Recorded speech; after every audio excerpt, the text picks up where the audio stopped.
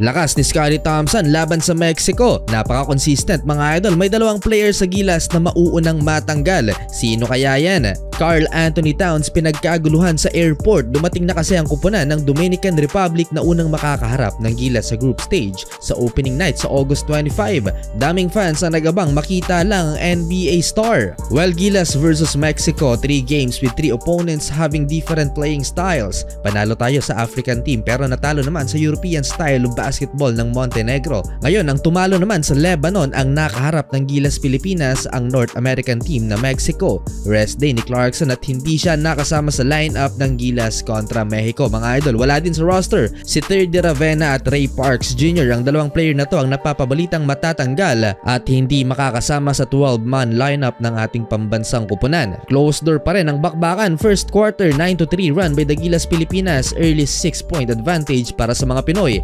Nakahabol ang Mexico at tumabla sa 17 points ang talaan. 5 points in 5 minutes for Kai Soto kasama ng isang tres ng 7-footer. Nakahabol ang Mexico dahil sa kanilang 7 3-pointers sa first quarter. Ito ang kanilang offensive arsenal. Ang 3-point shooting mga idol, 31-27. Gilas trailing by 4. Leading scorer pa so far si RR Pugoy with 7 points. Second quarter, nakahabol ang Gilas mga idol. Tumabla sa 33 ang talaan hanggang sa nag-mini run nga ang mga Pinoy courtesy of Chris Newsom 4 straight points kaya nakuha ulit ang kalamangan 39-36 under 6 minutes. Matagal pinanghawakan ng Gilas ang lamang hanggang muling tumabla sa 49 ang talaan. Nagtala ng 9 3-pointers ang kalaban sa first half with 7 offensive rebounds. Solid offense by Gilas, shooting 61% from the field. Kai Soto and Jamie Malonzo mga idol with 8 points both. Tied at 51, 9 points si Pugoy sa halftime.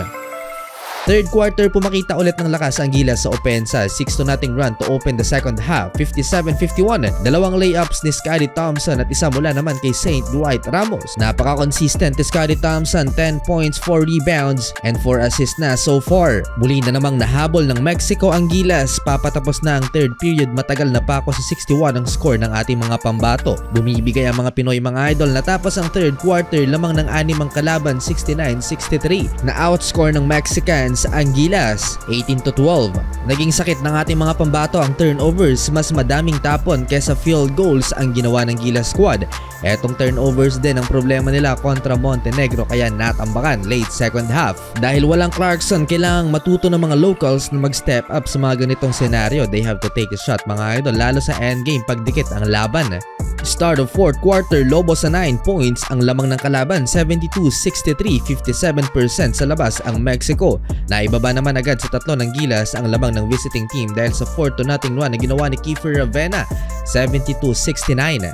Last 2 minutes ng final quarter, naghahabol pa rin ang Gilas, kinakapos lagi ang mga Pilipino. Wala nang 2 minuto mga idol sa regulation, bumalik sa 9 points ang lamang ng Mexico. Sa huli mga idol, natalo ang Gilas Pilipinas 84-77.